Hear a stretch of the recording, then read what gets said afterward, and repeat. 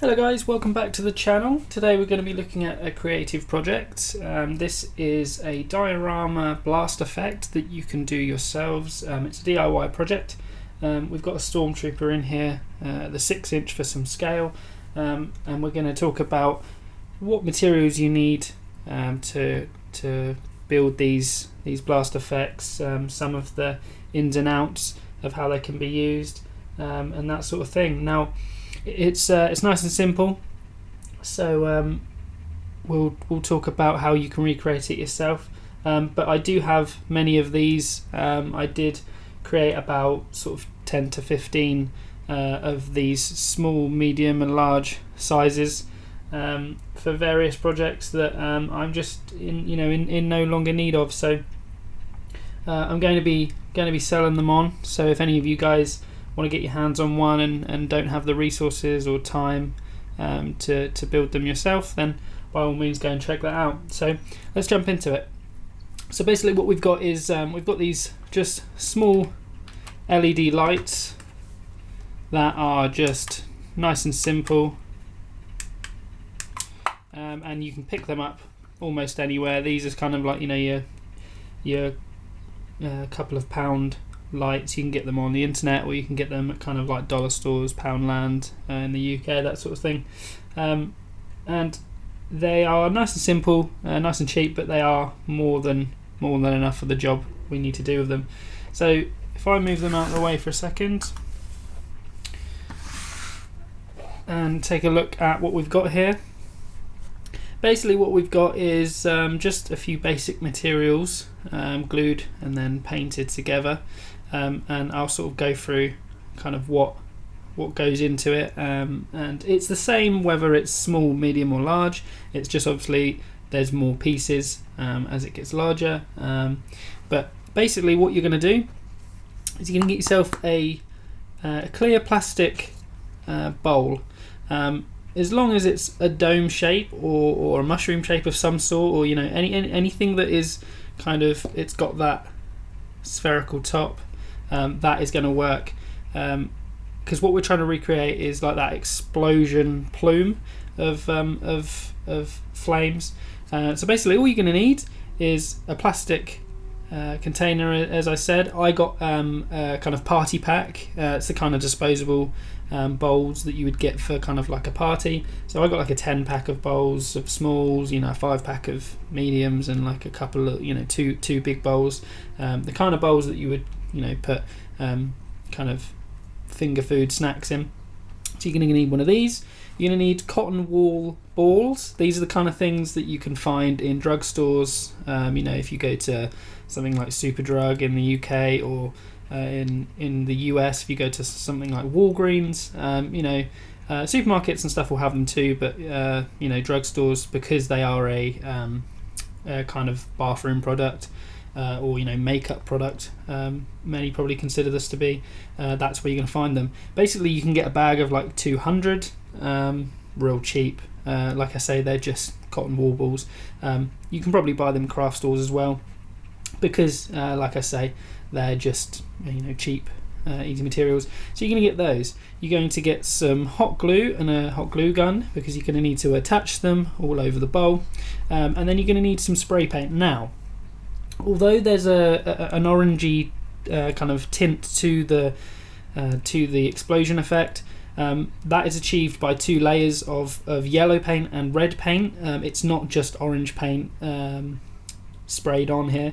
So basically what you're going to do is, once all of the pieces are glued on, you're going to spray paint the entire thing yellow. Now, you're not going to do it so much that the yellow completely engulfs it all, and it's a really, really thick layer. You're going to do enough to cover the whole thing yellow so that you can't see the white anymore, although leaving a little bit of white can help, because some that just has a little bit of yellow on it, because some of those areas could then be lighter and some can be darker, which helps you with a little bit more detail and definition when you move to the next step. So basically you need to cover it all with yellow spray paint. It's nice and easy.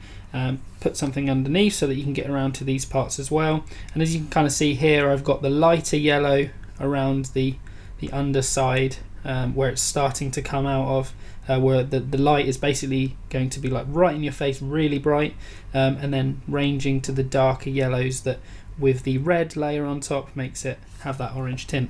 So basically what you're going to do is get complete coverage in yellow, let that dry, and then you need to just lightly come in with red spray paint, and again, you're not trying to paint the thing red. You need to get a really thin coat from, you know, quite a little bit of a distance away, so that kind of the speckles of red just start to land on the yellow, and you're going to do that all the way around so it's nice and equal. And like I say, there'll be a kind of difference in some bits are heavier than others and some bits are lighter and darker, and you want that. You don't want it to completely look the same. You don't want it to look like you have just layered a load of paint on one part though. You do need to try and get this equal dispersion, like I discussed. And like I said, like most spray paints will say, you know, a minimum of, they'll say don't spray it closer than 10 or 30 centimeters or something like that.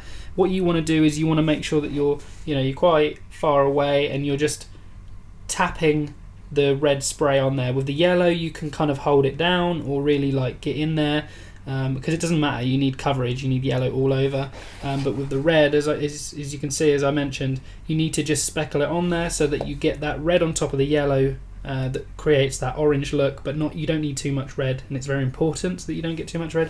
So you want to keep it far away, and you just want to tap the trigger of your spray paint can, just quick presses around the piece, spinning it, or as I like to do, because it's easier, because then you don't touch any wet paint or anything. When you're doing this outside, which is obviously important for ventilation, just walk around the piece as you spray, and that's a lot easier, I've found. Now, once that's dried, this is essentially what you're going to get, and obviously that's cool, looks awesome, but that's kind of half of the finished product. So basically how you achieve making this happen is you're going to glue the cotton balls all around, layering up from the bottom up to the top, and then typically you're going to have one in the middle to finish off the gap. Now you want to put them close enough together so that you can't see through, from at least the outside, so that they kind of come together. But what you want to do is kind of like, if you can imagine brickwork on a house or something, what you need to do is you need to stagger them. So for example, you've got 1, 2, 3, 4. These 3 need to be in the gaps in between these two. So 1, 2, 3, 4, 1, 2, 3, if that makes sense. And you're going to do that all the way around. It's very self-explanatory. It's very easy once you get going. And just a little blob of glue on the cotton wool bud or the bowl will be more than sufficient. And I would say go straight for the bowl. It makes it easier to just put it on the bowl and put your piece on and kind of adjust it to where you need it. And again, you could go in and go 1, 2, 3 pieces of glue, and then go 1, 2, 3, and it will make your job quicker. And then after that it's spray paint, and you get this final piece. Now that's all well and good. Looks like maybe if he's if this is our stormtrooper, maybe he's flying out of the scene, being blasted by this impending explosion, but that is just the tip of the iceberg, as they say. What we've got here is the LED light, and obviously if you shine it on that, it looks very bright, but that's not what we're going for. The reason we're going for this bowl is because we're going to put it underneath. And now obviously I'm doing this in the daytime, so you can't really see that, but if you can imagine this light, which is a little bit brighter, that's the kind of exposure you're going to get. And of course that looks just next level. That looks like the start of a very large explosion happening, and obviously that's what we're kind of going for. Now you can use this kind of thing in a display, permanent display, which I know a lot of people go for, but you can use this in your photography as well. That was kind of the project idea I had, is that why don't I do something that I can light, so that I don't have to do anything in editing that gives an explosion or fire effect actually any illumination on the scene. Because for example, if you've got a nice blast effect, that's cool. If you've got a resin one or something like that, that's cool. But if it's not giving off any light in the scene, and you can't really achieve that kind of lighting and keep it in that specific area, then obviously this is a good way to achieve that.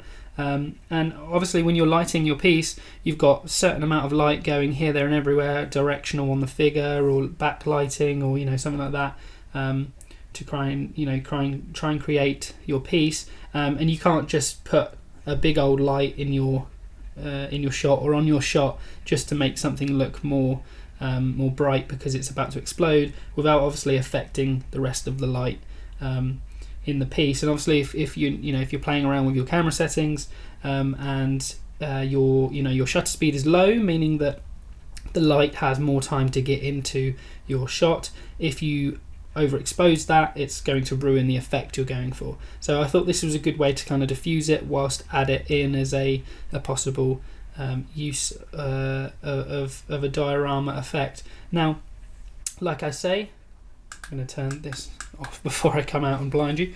As I say, these lights are just cheap solutions, but you can use any lighting that you can that fits, that is easily concealed and hidden underneath. I'll just put him out of the way for now as well. And obviously, as I've mentioned, there's a small, a medium and a large size. Now the process is exactly the same. It's just a nice clear bowl. As you can see, hot glue all around the outside of the bowl, sticking the cotton wool buds on, spray painted yellow, and then coming in with a red speckle of paint also.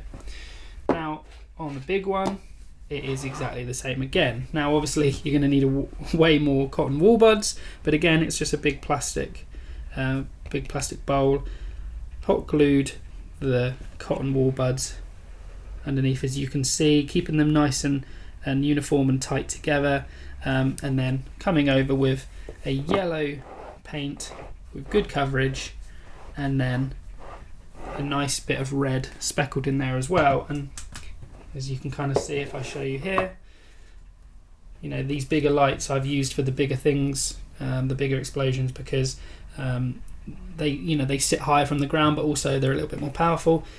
But what you're trying to do is, if I would recommend something, is find the best illumination. So how many lumens are torches, for example. You want the best illumination that you can get from whatever light source you're using, that doesn't kind of hang out of the back or whatever, or raise it or make it kind of all skew with. You need something that can be concealed so that it doesn't ruin the illusion. Now if you're doing a display for a detail or a bookcase or something like that, you can kind of hide some wires if you want to go that route, if you want to have it more permanent. And obviously batteries or something like that isn't the way you want to go. These are just battery powered, just simple AAA batteries that are easy to change out, obviously because they're not fixed in there. I can always take them out, so it's nice and easy way to go. But of course, as I say, I'm going to do this again before I blind you. You can do it however which way you like. Now it is as simple as I've just explained, and I did get the idea from someone on YouTube that I watched. He does similar content to me. You should go and check him out, Patrick Ohm. Great content, and I kind of followed his guidance on this, and then kind of adjusted things where I felt I needed to do so. But they were pretty much done the same as his ones. Like I say, go and check him out. They're very simple, very quick, easy and cheap to do. And with certain figures like the Disney Parks exclusive, we get blast effects, and in certain figures, or you can just buy aftermarket display effects. A lot of the anime and manga kind of characters have these kind of blast or Super Saiyan looks. I know that I've got some flame resin cast flame effects and blast effects, explosions, as well as kind of like some blue resin cast kind of like lightning effects, which are cool, and I will be showing off on the channel at some point.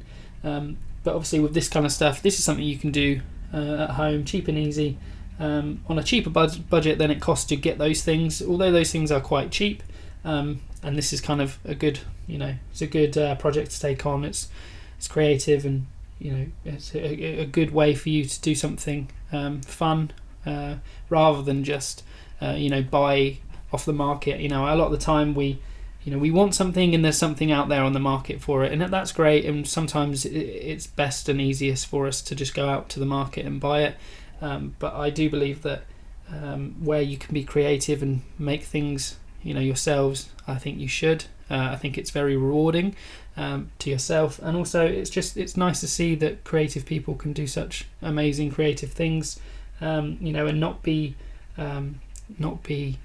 stopped doing so by the fact that you just can't buy it. If you can't buy it and you have the capabilities to do so, make it. Why not?